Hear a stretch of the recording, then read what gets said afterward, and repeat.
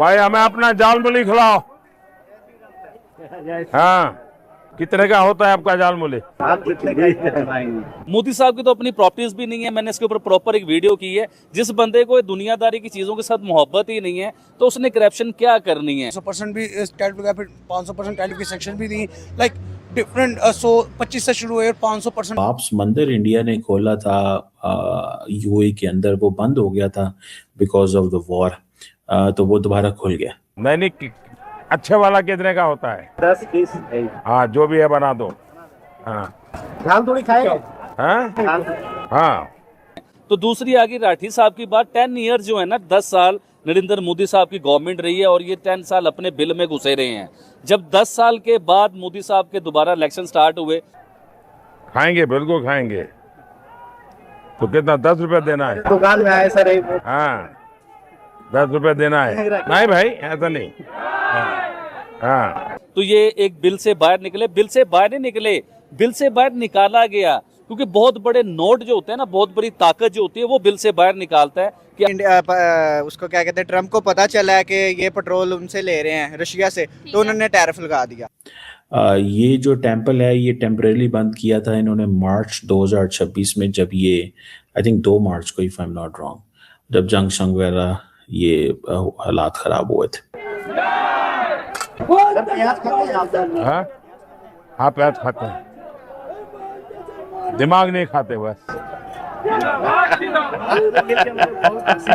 नमस्कार दोस्तों, पाकिस्तानी भी खुलकर मोदी जी की तारीफ करने लगे हैं। मोदी भक्त बनते जा रहे हैं। अब यहाँ बड़ी बातें होती हैं कि भाई तुम अगर मोदी जी की तारीफ कर दो, बीजेपी की तारीफ कर दो, तो लोग फिर अंधभक्त बोलना शुरू कर देते हैं। लेकिन अभी तो पाकिस्तानियों ने तारीफ करनी शुरू कर दिया। पाकिस्तानी को कहना है कि मोदी जी पूरी तरह से ईमानदार नेता हैं और भारत के लिए, विकास के लिए जो काम कर रहे हैं वो इतना सही है कि पाकिस्तानियों को भी मोदी जी जैसा प्रधानमंत्री चाहिए। दूसरी तरफ ध्रुव राठी पूरी तरह से एक्सपोज हो चुका है। ये जो उल्टी सीधी बकवास ये करता है, अब इसका विरोध खुला होने लगा है। पाकिस्तानी भी अब इसका विरोध करने लगे हैं। अब ये देखिए कितना बड़ा चेंज आ चुका है। एक जमाने में लोग इस पर भरोसा करते थे, अब भरोसा टूट चुका है और मोदी जी के लोग भक्त बनते जा रहे हैं। भारत में नहीं बल्कि पाकिस्तानी भी अब मोदी जी के भक्त बनते जा रहे हैं। जिस तरह से बंगाल में कल उन्होंने झारमुरी खाई, उसके बाद अब पूरे बंगाल उनका फैन हो चुका है और उनकी इस 4 मई को ममता का जाना तय है। 4 मई ममता गई। अब आप क्या सोचते हैं कमेंट बॉक्स में जरूर लिखिएगा। वीडियो अच्छा लगे तो लाइक और शेयर जरूर करें। चैनल को सब्सक्राइब करना ना भूलें और बेल का आइकन प्रेस कर दें लेटेस्ट नोटिफिकेशन के लिए। आइए आगे बढ़ते हैं इस वीडियो में और जरूर लिखें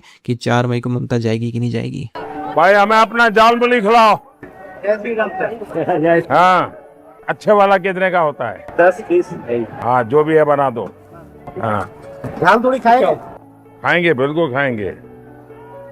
तो कितना, 10 रुपए देना है? दुकान में आए सर। हाँ, 10 रुपए देना है। नहीं भाई, ऐसा नहीं।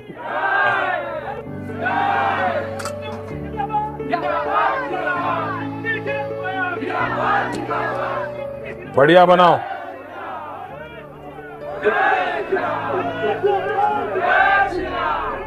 प्याज खाते हैं आप? हाँ, आप प्याज खाते हैं, दिमाग नहीं खाते बस।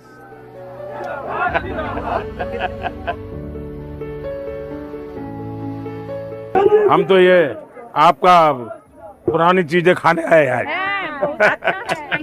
हाँ, खाते यही खाएंगे। हाँ, जाल ज्यादा है, कोई बात नहीं, ज्यादा है तो ज्यादा खाएंगे।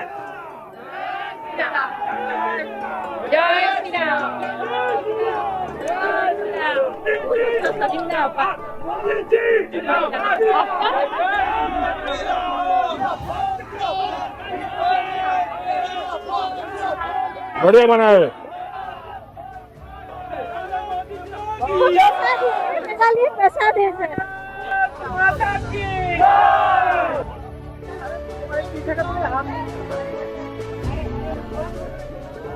चलो।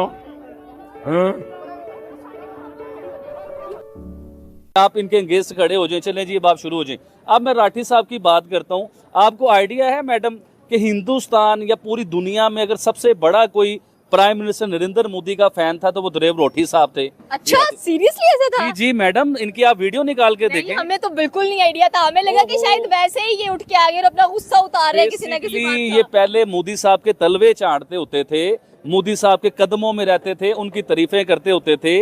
जब मोदी साहब ने इन्हें घास डाली ही नहीं और किसी बड़ी पार्टी ने इलेक्शन में जो इन्हें खरीद के अनाउंस करके सामने लेके आए, तो फिर ये अपनी बिल से बाहर निकल के इन्होंने मोदी साहब के खिलाफ जो है ना बकना शुरू किया। सबसे बड़ी बात मैं अपनी ऑडियंस को ये बताना चाहूंगा, आप मुझे इस चीज को बताएं, राठी साहब की मैंने आपको कहा था कि इनकी हिस्ट्री निकाल के देखें, आपको आइडिया हो कि ये कौन है और ये क्या कर रहे हैं, ये कहाँ से आए हैं, ये क्या है। देखिए, हिंदुस्तान में पैदा जरूर हुए लेकिन इन्होंने हिंदुस्तान के लिए किया कुछ नहीं है। एक स्कूल का गोइंग बच्चा होता है, स्कूल जाने वाला बच्चा, 3 साल 5 साल, हाई स्कूल अपना पूरा किया, फिर मैकेनिकल इंजीनियरिंग करने के लिए मैंने जहां तक इन पे सर्च किया है, ये जर्मनी चले गए, वहां खेलने के जर्मनी लड़की से ही शादी किया इन्होंने, फिर अपने आप को ये हिंदुस्तानी किस नाम पर कहते हैं? देखिए, जब बच्चा एक 5 साल 7 साल 10 साल या जो भी यही थी, बच्चे थे ये, तो ये हिंदुस्तान छोड़ के जर्मन चले गए।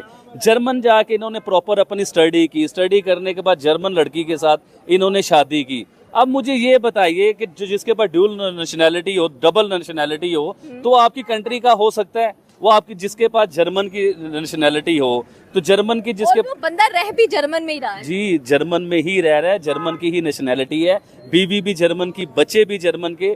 मैं सिर्फ आपसे ये पूछना चाहता हूँ, ऑडियंस से पूछना चाहता हूँ कि जिसकी बीवी बच्चे पैदाइश तो नहीं, मतलब सारा बचपना और जवानी जर्मनी में गुजरी हो और फैसले करता है वो आपके इंडिया के, आपको बताता है कि आपके इंडिया में क्या सही। आज अगर उन्हें मोहब्बत होती इंडिया के साथ तो अपनी सारी स्टडी इंडिया से कंप्लीट, क्या इंडिया में आईटी नहीं था, क्या इंडिया में आईआईटी नहीं था, क्या लोग उधर इंजीनियर नहीं बने, क्या दुनिया की सबसे टॉप की कंपनियों के सीईओ इंडियंस नहीं बने जाके?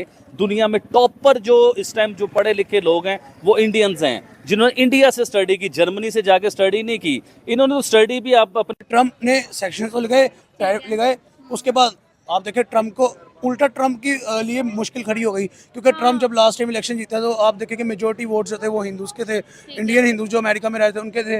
लाइक भी टैरिफ लगा देता है इंडिया पे कि इंडिया रशिया से डील हुई पेट्रोल लेने की, लेकिन जब उसको क्या कहते हैं, ट्रम्प को पता चला है कि ये पेट्रोल उनसे ले रहे हैं रशिया से, तो उन्होंने टैरिफ लगा दिया। इंडिया के ऊपर उन्होंने 500% भी टैरिफ लगाया, फिर 500% टैरिफ की सेक्शन भी दी, लाइक डिफरेंट 125 से शुरू हुए और 500% तक गए। लाइक उसके बाद टैरिफ लगाया था लेकिन अब हटा दिया। अब उसकी कोई और बड़ी चाल होगी, तो दिन में वो कुछ और होता है, रात को कुछ और होता है। अच्छा, फॉर एग्जांपल जहाँ पे वो कर रहे थे कि 60% मेड इन इंडिया पे वर्कआउट, वो 90% करने लग पड़े। उससे बेनिफिट किसको मिला? वो इंडिया को मिला। मेरे ख्याल में ट्रम्प जो है वो अक्सर कहता है कि नरेंद्र मोदी मेरा बेस्ट फ्रेंड है, शायद वो इस वजह से ही कहता है कि वो शायद नरेंद्र मोदी को सैंक्शंस टैरिफ के थ्रू ये पैगाम पहुंचाता है कि आप मेड इन इंडिया पे काम करें, आप अपनी अमेरिका के आगे हर मुल्क वो कहता है कि मेरे आगे झुके, ठीक है। ठीक है, इंडिया झुके, पाकिस्तान झुके, ईरान झुके, हाँ, तो अगर वो नहीं झुकता तो वो टैरिफ लगा देता है। आप देख रहे हो कुछ, जिस तरह जब एक बच्चे को खिलौने दिए जाते हैं और वो अकेला ही उनसे खेलता रहता है, ट्रम्प की सिचुएशन भी कुछ ऐसी ही लग रही है। ट्रम्प कभी सैंक्शंस लगा रहे हैं, कभी सैंक्शंस हटा रहे हैं, फिर लगा देते हैं और फिर हटा देते हैं। अगर ट्रम्प को डिक्लेयर कर दिया जाए यू टर्न का किंग तो ये गलत नहीं होगा। तो अब पाकिस्तानी पब्लिक हमारे साथ मौजूद है, इनसे पूछते हैं कि आखिर वजह क्या है, ट्रम्प को हो क्या गया है कि वो जो है ये सैंक्शंस पे सैंक्शंस लगाते जा रहे हैं। पूरी एशिया पे तो इसका इफेक्ट होगा ही, लेकिन इंडिया पे सबसे ज़्यादा होगा, और इंडिया पे सबसे ज़्यादा इसलिए होगा क्योंकि इंडिया जो है वो रशिया से बहुत बड़ी मिकदार में सस्ता तेल खरीदता है। अस्सलाम वालेकुम। वालेकुम सलाम। सर क्या नाम है? अवैस। अच्छा सर, मुझे ये बताएं कि आपको क्या लग रहा है कि अमेरिका